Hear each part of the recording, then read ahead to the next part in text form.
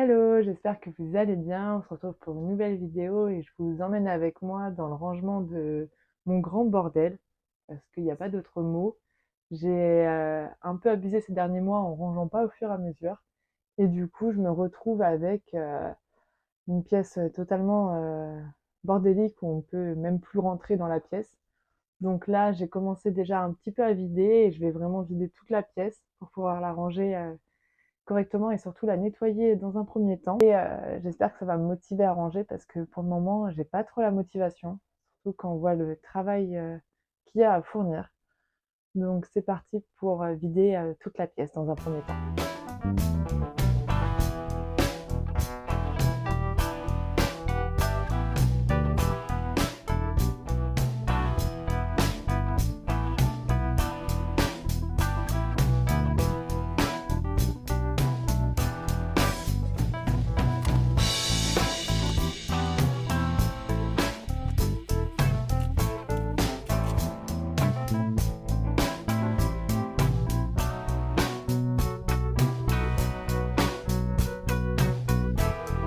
Comme vous l'avez vu, j'ai vidé toute cette pièce et je l'ai nettoyée de fond en comble.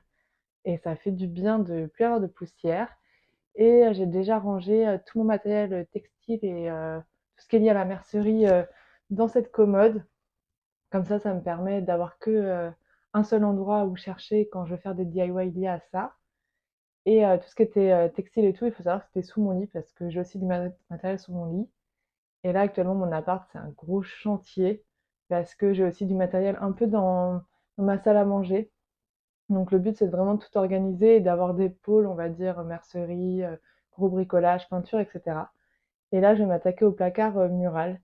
En gros, j'aimerais bien mettre en haut du placard tous les objets que je garde pour upcycler. Je garde beaucoup d'emballages, aussi des petits objets qui peuvent paraître inutilisables. Donc, je vais continuer ça et je vous montre.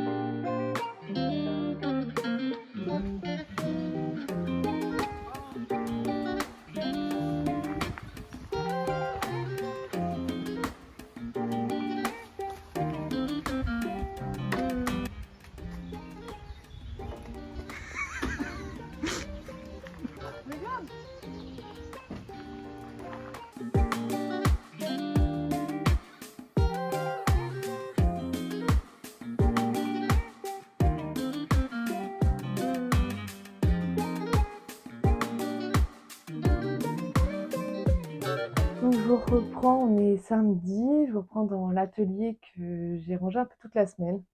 Hier, j'ai rien fait parce que j'étais malade, j'ai fait une grosse crise d'allergie et jeudi, j'ai fait un DIY, donc j'ai pas vlogué. Et ce matin, j'ai terminé un DIY qui sera sans doute sorti au moment de ce vlog sur un jeu de dominos que j'ai créé de A à Z. C'est un projet que j'avais en tête depuis un moment et que je repoussais et je suis trop contente de l'avoir enfin terminé. Et concernant le rangement de l'atelier, donc j'ai tout trié mon matériel par catégorie.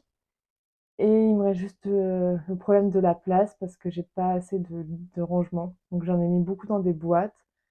Et je pense quand même me créer une étagère à poser sur la commode parce que en fait j'ai un souci avec tous les projets qui sont en cours, je sais pas où les stocker.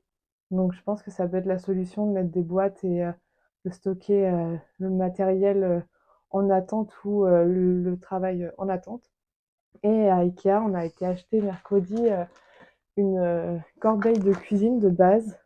Je pense que vous pourrez reconnaître facilement le modèle. Et du coup, moi, je vais y stocker tous mes papiers en rouleau. Et ce qui est hyper pratique, c'est qu'elle a, enfin, elle a des fixations adhésives. Donc, je pense que le mettre collé sur le côté d'une commode. Mais je ferai ça plus tard. Et on a aussi acheté une tringle à rideau pour la chambre.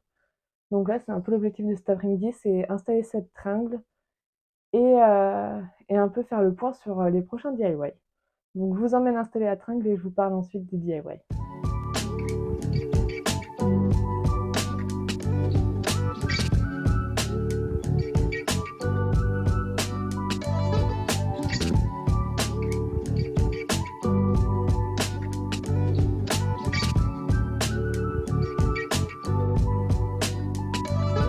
Je viens de terminer de poser mon rideau. J'ai mis un rideau que j'avais déjà chez moi qui est dans la même teinte que mon mur et je pense qu'à l'avenir je customiserai ou j'en coudrai un autre. Donc je me suis pas encore décidée, sur ce que je voulais et niveau prochain DIY, il faudrait que je m'attaque au bureau qui est derrière moi mais, je procrastine énormément dessus parce que j'hésite sur les pieds, sur la forme, la couleur, bref, je suis vraiment pas fixée sur le projet final donc je pense que ça sera plutôt dans une semaine parce qu'avant, il faut que je crée un socle pour cette lampe.